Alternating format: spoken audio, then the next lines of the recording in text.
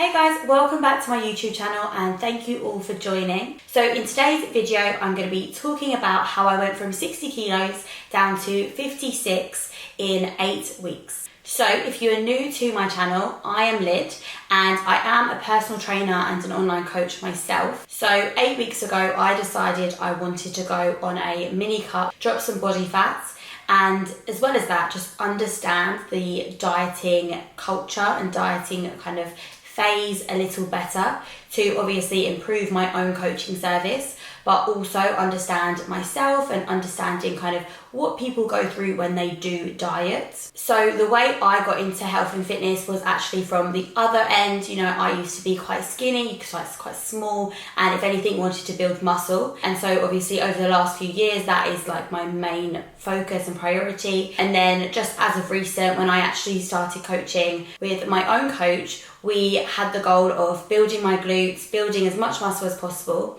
And it kind of got to the point where it was like, okay, cool, we need to diet now and we need to just drop body fat a little bit so that I can then obviously continue to grow muscle and build as much muscle as possible and kind of just be in an optimal position for that. So yeah, I decided to diet. I have to say, like, it wasn't like, oh my God, you need to diet. And obviously when I did mention it to some people, they were like, why are you doing that? But for me, I knew the reasons behind it. And obviously I wanted to do it just for like personal reasons, for business related reasons. Like I said, it does help massively with me coaching my own clients. So yeah, I decided that was like the right move, the right step to go in and the right direction to go in with like my training next. So I thought I would like document it, and obviously here we are, explain and kind of give you my thoughts about how it went, give like my honest opinion on like the dieting itself. When I started cutting and I started my diet, I actually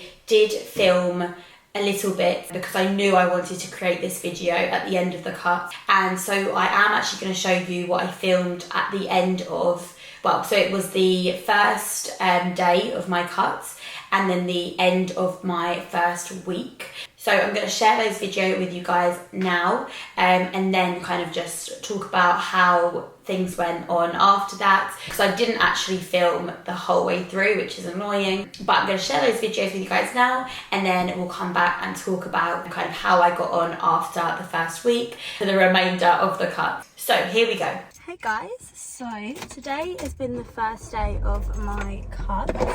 I thought I would just document how the first day has been. So today's actually gone really well. So with like my training, my calories are down to 1,700. They were on 3,000, and then we went down to 2,300 last week, and now we're on 1,700. Today's been good, and to be fair, where I haven't actually been prepared to actually start today, I think I've done quite well. So I'm just doing like normal training sessions, so I train 5 times a week. I've then got 5 like 30 minutes on the Stairmaster on top of those cardio sessions. Oh, we have no petrol. So that's been going well, and I've got all that done. And then I've got 12,500 steps I also need to get to by the end of the day. And I'm currently on 8,000, so, and it's 6 p.m.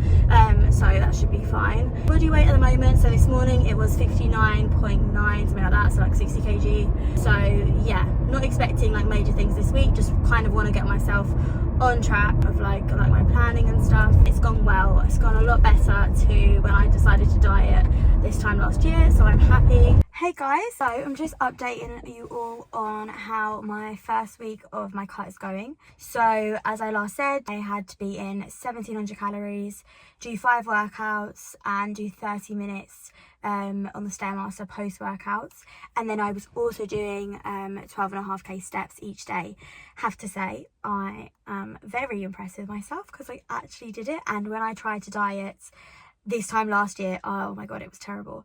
So yeah, this time around, well, I know it's been the first week, but it's actually been a lot better. So this week ahead, so we're into the second week now, we are on 1,450 calories, which is just excellent. Less food, but that's fine.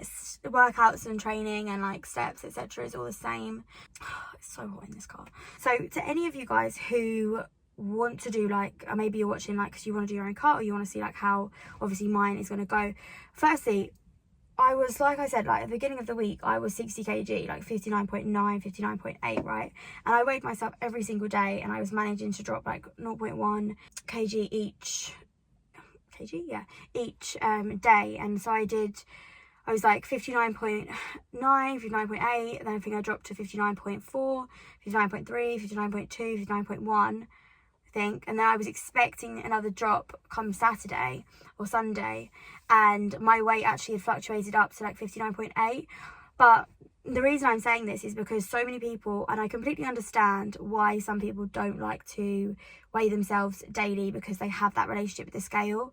However, the scale really doesn't reflect your progress at all.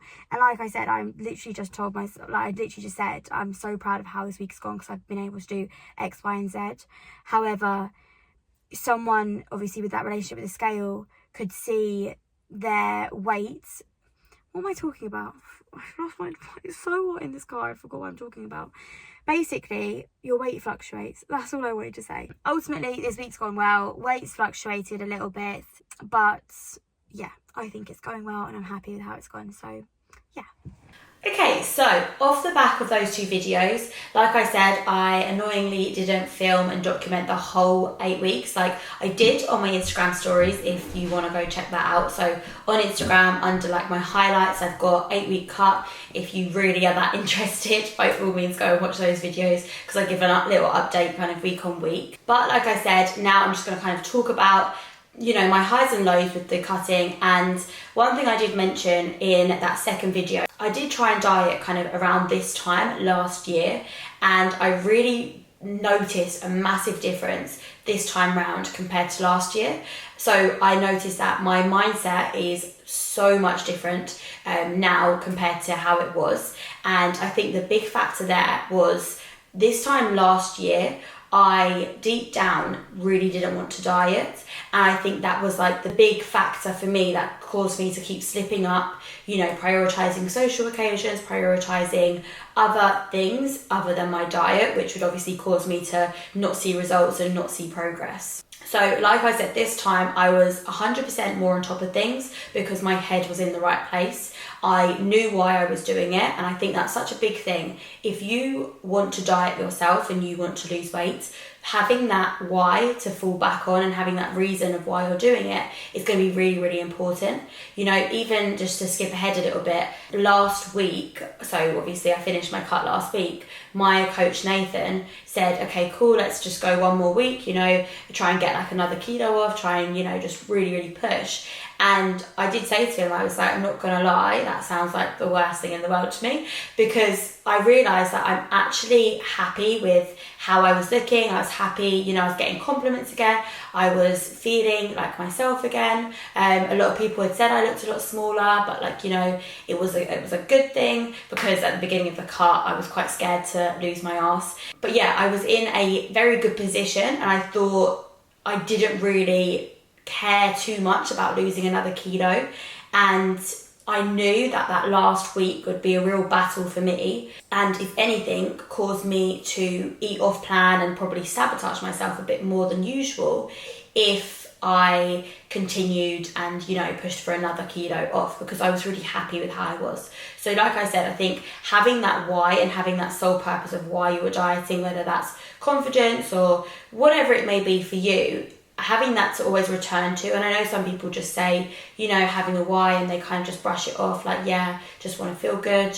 You know, really dive into that, you know, figure out, okay, why do you want to feel good? What is that going to do for you, etc., etc. Because when you have low points in your diet, or you figure out like you kind of want to give in, whether you turn to food for like comfort eating, whatever it is, you're going to have those low moments. You're going to have those tough moments of actually being able to follow your diet and follow what you set out to do. It's like with anything, you know, it's not smooth sailing. It is, life does come at you sometimes and it's like, oh my God. But if you have that reason to why, you can definitely pull yourself back on track a lot quicker than if, you know, you don't really know the reason behind doing something or the reason behind making yourself feel uncomfortable. Okay, so like I said, I dropped, so I went from, I think it was, to be exact, like 59.9 around, and then like think one day I weighed in like 60.1 at the beginning, all the way down to 56 kilos, which I was super, super happy about. And I think that's not the lightest I've ever been. The lightest I've ever been was like 54, 53. And just for like context, I am only 4'11", so I am quite small, but that's how much I lost in that 8-week period. So my actual plan of how I got there, okay, so week 1, and just to take you even further back, when I was building, like I said, we actually got up to 3,000 calories. Now I have to say, I was definitely eating near enough around 3,000 calories. I have to say, maybe not 3,000 calories every single day. There were some days where I was a little under, but that's another thing. When I went into my diet, my food focus and making sure I, was really, really on top of getting my protein intake in, etc., that became a lot better. But yeah, like I was saying, when I was building, I was on 3,000 calories. So then we dropped down to 2,300 kind of in the weeks coming up to my cut.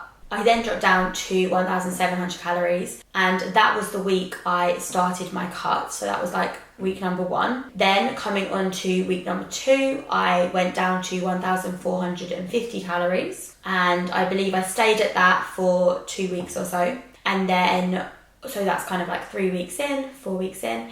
And then like once we kind of hit that midway point, I dropped calories down to 1,250. Now that is super, super low, but it was manageable. And I think for me as well, and just making sure my adherence was actually there, that's why the calories were super low. And then to look at the training side of things, I had to complete 12,500 steps every single day.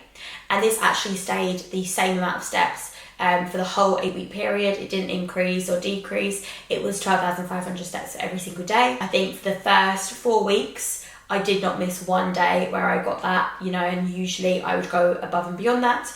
And then after the 4-week period, I did have a couple of days where I would miss out, the whole 12,500 steps. I wouldn't ever go under 10,000.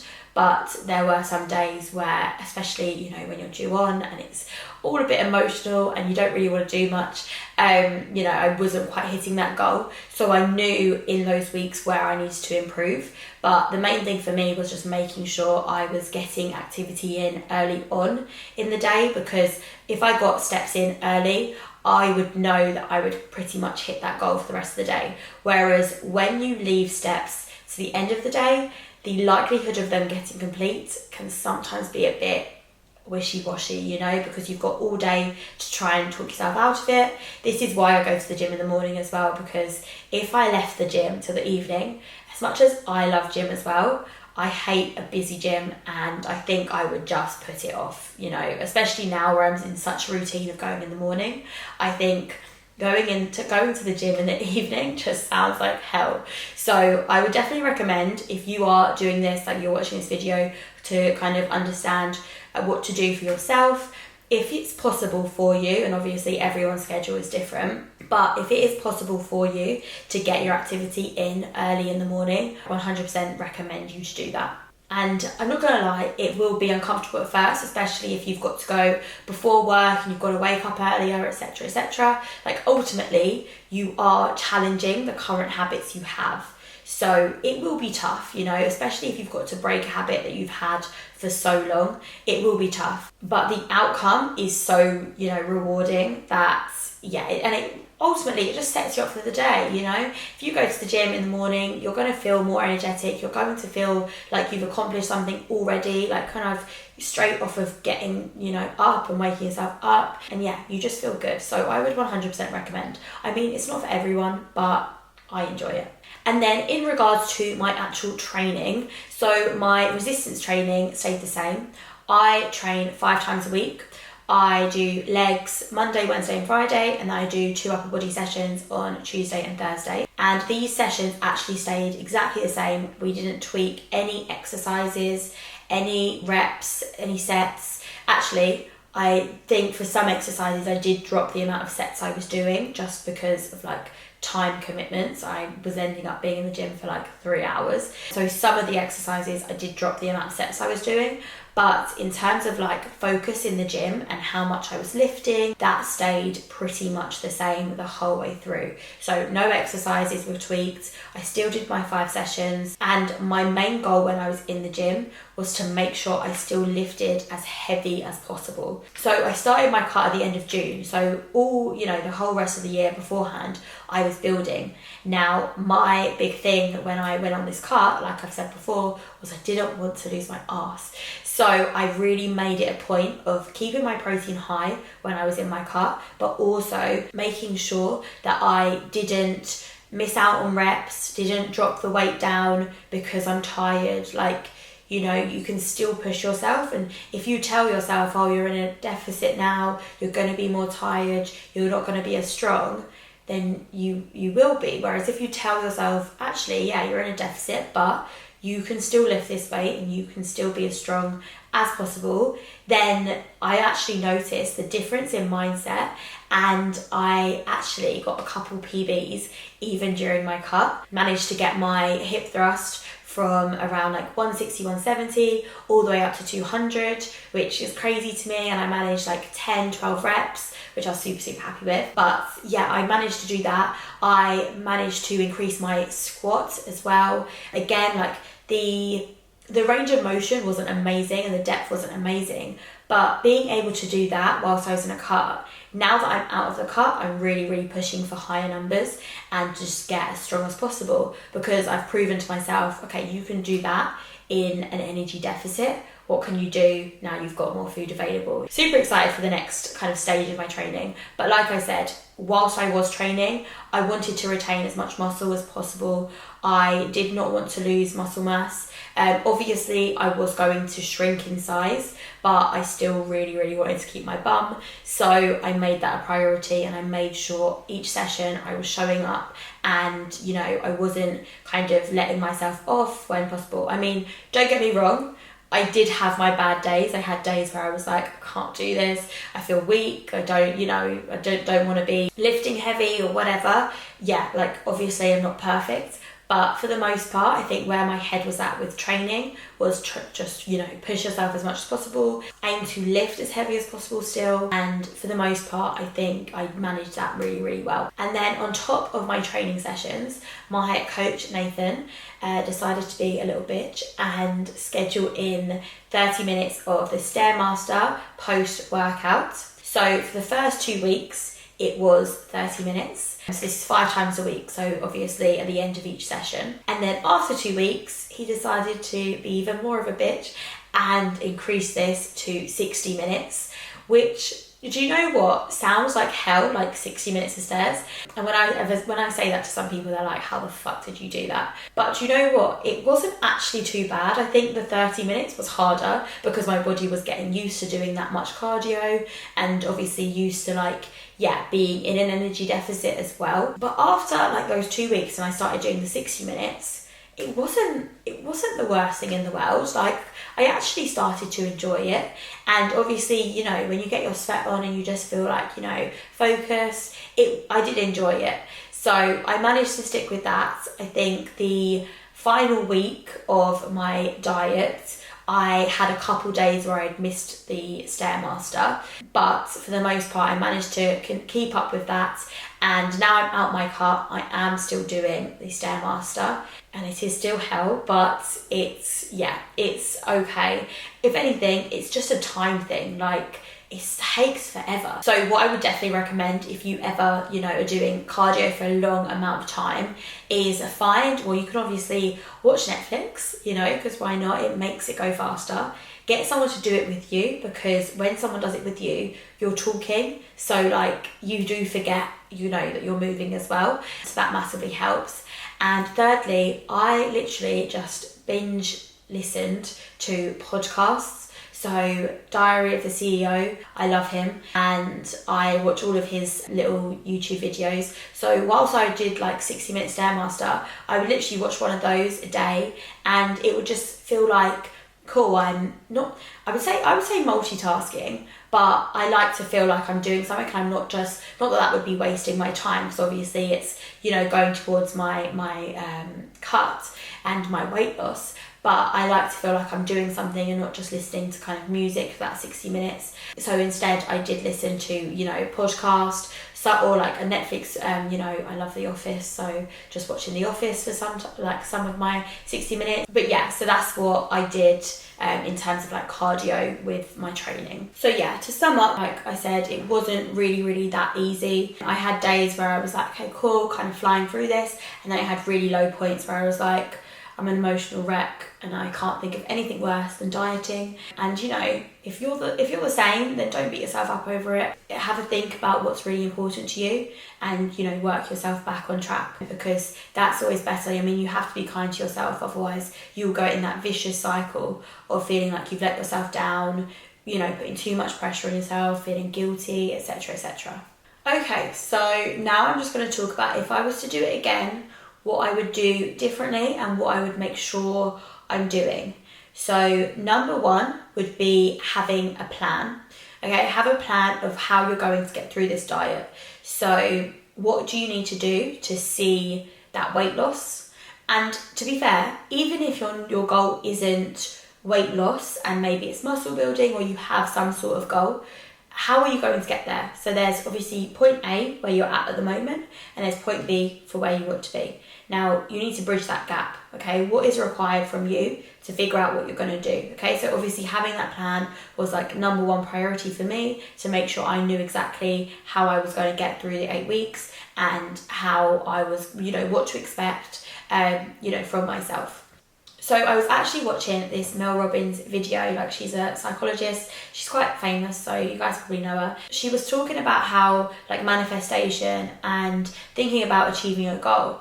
Now, she said how we shouldn't be thinking about how we're going to feel and how we're going to look and, you know, be when we hit that goal. So let's just say it's weight loss, for example. Instead of thinking about how small you're going to feel, or how, you know, how confident you're going to feel, or whatever it is, think about the bridge in between. Think about how you're going to have to get comfortable with saying no to certain situations, whether that's, you know, takeaway, drinking, a night out, eating out, you know, things that you probably are comfortable and like love to do. You are going to have to get used to being uncomfortable and saying no in those situations, because you've got this bigger goal which is more important than these little things in the meantime. You know, that doesn't mean you're never going to eat out or drink out again, but it means for this, you know, this bridge in between, you aren't going to be able to do that, let's just say, because you said, you know, in order to get there, that's your plan of how you're going to get there, and therefore visualize that you are going to be uncomfortable in these little in-between bits, and that's what's getting you ready to actually achieve that goal, rather than just sitting here and thinking, yeah, one day I'm going to feel so good because I've lost weight, or I'm going to feel more confident because of this. So yeah, I was thinking about that. I kind of lost my point of why I was telling this story, but yeah. Back to what I was saying, like having a plan just massively helps. Number two would be to schedule in a diet break or some sort of deadline. So if you can see the light at the end of the tunnel and that you know that this is going to be over soon, then it helps you act accordingly when you're on your diet. So if you just kind of use that throwaway term of I'm on a diet, and then you don't change anything about your behaviour, you don't necessarily see it as that you're on a diet, because you know come Monday you're going to say you're on a diet again, because by Friday you would have broken that diet. You know, you need to have an end goal in mind, and you need to kind of talk to yourself and say, right, this is the last time I'm doing it, and hold yourself accountable. Hold yourself, like, how comes with everyone else we can respect and listen to what they're saying, whereas when it comes to ourselves, our word all of a sudden doesn't mean shit. You need to be able to respect your time and your what you're saying, so that you believe that you can do it. And, you know, rather than just saying, oh, I'm on a diet and then not changing anything, you know, actually proving to yourself, okay, cool, this is the last time I'm going to ever diet, etc, etc. Just to prove to yourself that you can, you know, you have that end goal in mind. Like, if I didn't know that my diet was going to end in 8 weeks, I probably would have let myself get away with a lot more than I did, because I don't have that end goal in mind. It's like yeah, but I'm just dieting, you know? And it's like, it's just that thing that you just do. It's like, no, you need an endpoint. You need to know when it's up so that you can work hard for that period of time. But like I was saying, having diet breaks in there. So obviously my diet was only 8 weeks. You might find that you want to lose more weight and therefore need to do that within a longer time frame. So if that is the case, one thing that massively helped me was having like diet breaks or having that end goal. What I tend to do for a lot of my clients is we'll schedule in diet breaks so that you can have that kind of time to just, you know, eat, not how you like, but that ability to eat more calories than usual, have that, you know, one-off meal, whatever it is, so that you can treat yourself a little bit and then obviously allow yourself to refocus and get back on top of things. Whereas when you are dieting for so long, sometimes your body and your mind will just blur into one and you'll feel like you're not really too sure of what you're aiming towards. So having those scheduled diet breaks in and having that plan will massively help. So yeah, if I was to do it again, those are some of the things I would really make sure that I have kind of taken care of and scheduled in to like my cut. So what am I doing now? Okay, so now just to finish off this video, I wanted to just discuss what I'm currently doing. So I am now reverse dieting. So what that basically means is rather than finishing my diet and going back to my old habits, eating how I like, etc., etc., I obviously want to maintain my results, and I have another goal of now building my muscle back up gradually to kind of be in the best shape possible. Now, in order to do that, rather than just, you know, going from a deficit right up to bring my calories all the way up again, I am slowly bringing my calories back up week on week. Once I finished the cut, I was on 1,250 and I jumped straight back up to 1,600. And then this week I increased my calories again to 1,700.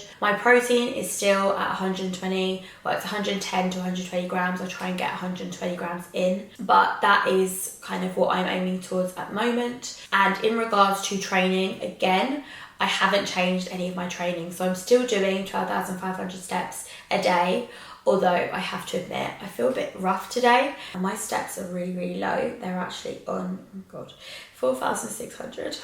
So big walk tonight.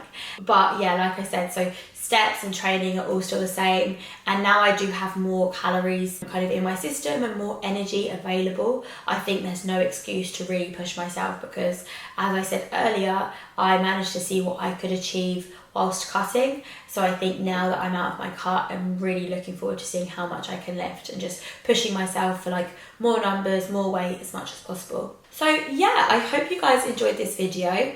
I hope I touched on all like the subjects and the things you guys wanted to hear most about. Like I said, I hope you enjoyed it. Please make sure you like this video if you did, and please subscribe as it helps more than you know. Thank you all for watching, and I'll see you guys later.